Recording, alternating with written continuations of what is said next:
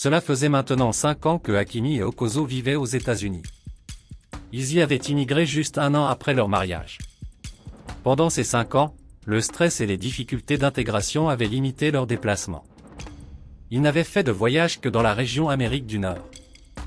Ils n'étaient donc plus retournés dans leur pays d'origine depuis leur installation aux États-Unis. Leurs parents n'avaient pas eu la possibilité de les assister à la naissance de leur premier enfant et n'avaient pas encore vu leur petit-fils. Lorsqu'Okozo était arrivé presque à terme de sa deuxième grossesse, Hakimi avait décidé d'inviter Mamie Tone, sa maman, pour venir assister sa femme pour l'accouchement. Maintenant qu'il avait un travail, il pouvait se le permettre. Mamie Tone, sa maman, allait d'ailleurs pouvoir enseigner leur langue maternelle aux enfants. Quelques mois plus tard et après l'accouchement, Okozo avait commencé à afficher un comportement difficile malgré le gros soutien que lui apportait sa belle-mère. Okozo s'était mise à faire des caprices à cause de la présence de sa belle-mère Mamie Tone. Elle trouvait que Mamie Tone jouissait de l'Occident alors que son papa, à elle, tirait le diable par la queue, était malade au pays, et n'avait pas accès à un bon centre hospitalier. Afin de préserver l'harmonie dans son couple, Hakimi décida d'inviter et de faire voyager le père de Okozo. Un visa lui fut octroyé et Okozo sembla retrouver un peu de fierté. Le 20 décembre qui suivait vit le père de Okozo dans un avion en direction des États-Unis. Il arriva aux États-Unis le 21 décembre avec la joie de pouvoir fêter les fêtes de fin d'année avec la famille des États-Unis. Rappelons que Hakimi et Okozo étaient tous les deux des professionnels de la santé. Ils sortaient le matin pour l'hôpital où ils étaient infirmiers et ne retournaient à la maison que tard le soir. Parfois même ils pouvaient travailler de nuit. La présence de Mamie Tone avait donc été un ouf de soulagement pour le couple. Mamie Tone, la mère de Hakimi, s'occupait du bébé pendant que le couple était au travail. Le soir, elle récupérait le premier fils à la garderie qui heureusement était située non loin de la maison. Cette vie était toutefois très difficile pour Mamie Tone qui plusieurs fois avait souhaité retourner chez elle au pays. Son désir de retourner au pays s'était accentué avec les caprices de Okozo. Mamie Tone ne parlait pas un mot anglais et avait même du mal à suivre la télévision dont les chaînes offraient des programmes uniquement en anglais. C'est donc avec beaucoup de joie que Mamie Tone avait accueilli la nouvelle selon laquelle le père de Okozo venait les rejoindre. Elle savait que ceci devait ramener le calme dans le ménage de son fils. Mais surtout elle était contente de pouvoir enfin avoir quelqu'un avec qui dialoguer quand Hakimi et Okozo seraient au travail et donc absents de la maison. Toute la famille s'était déplacée le 21 décembre à l'aéroport pour accueillir le père de Okozo. Sa présence à la maison avait effectivement ramené le calme et l'harmonie dans le couple. Okozo était surtout contente d'avoir pu faire voyager son père. Elle le présentait un peu comme un trophée à tous ses amis qui vivaient dans sa ville. Tout se passait superbement bien pour la grande famille et Okozo prenait même des heures supplémentaires au boulot, afin de faire plus d'argent. Ils avaient pour objectif de s'acheter une maison et d'y déménager avant le retour des parents en Afrique. Hakimi et Okozo avaient réussi à convaincre leurs parents de rester plus longtemps aux États-Unis, le temps pour eux de travailler et d'acheter la maison.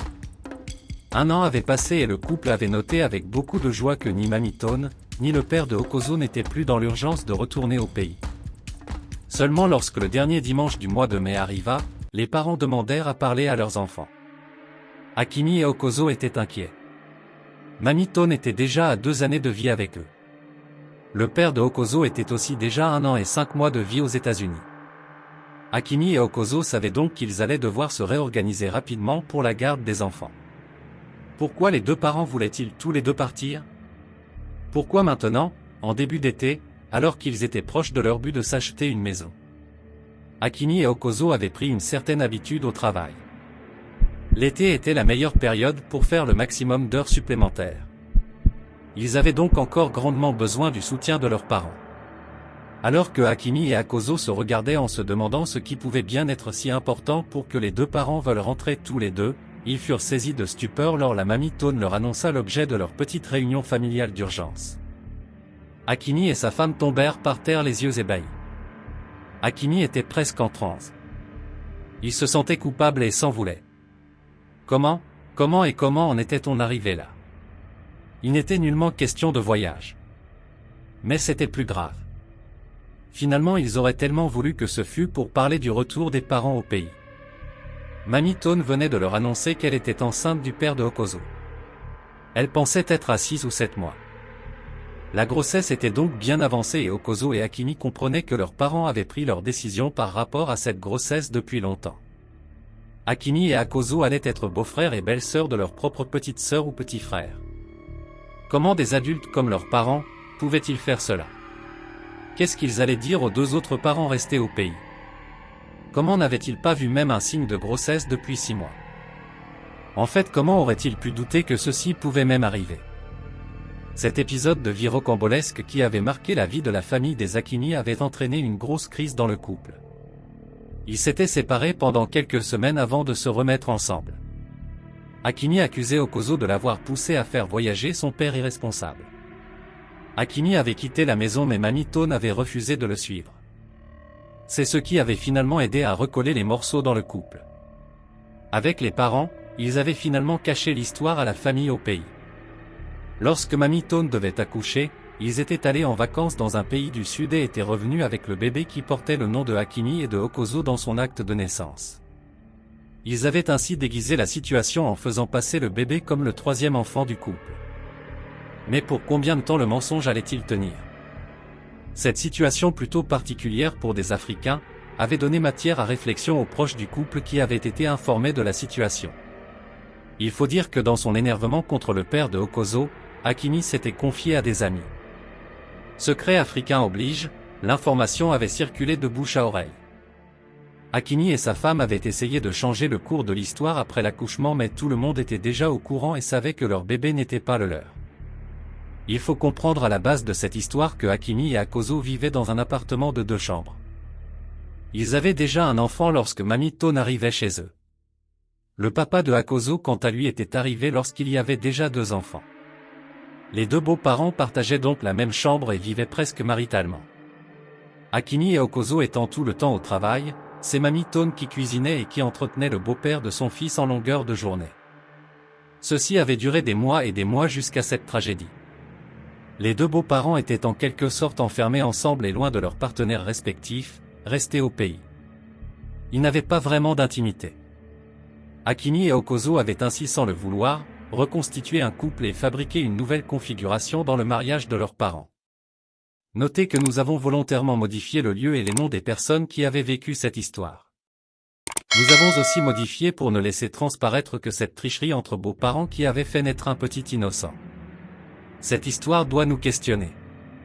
Pourquoi sommes-nous comme Akini, pressés d'aller raconter nos difficultés à n'importe qui, pour le regretter quelque temps après? Ne devrait-on pas attendre à se donner un temps de réflexion avant d'agir?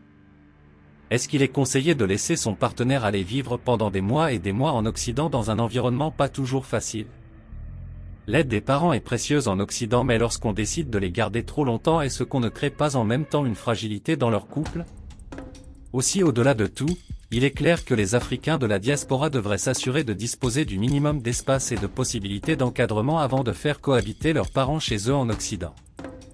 Il est important d'éviter de voir le voyage de ses parents comme un trophée à remporter à tout prix pour ensuite les entasser dans une pièce sans espace.